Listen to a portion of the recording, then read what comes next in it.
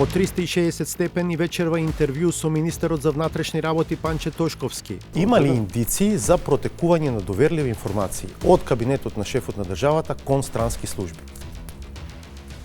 Пак ќе ви повторам. Станува збор за предистражна постапка.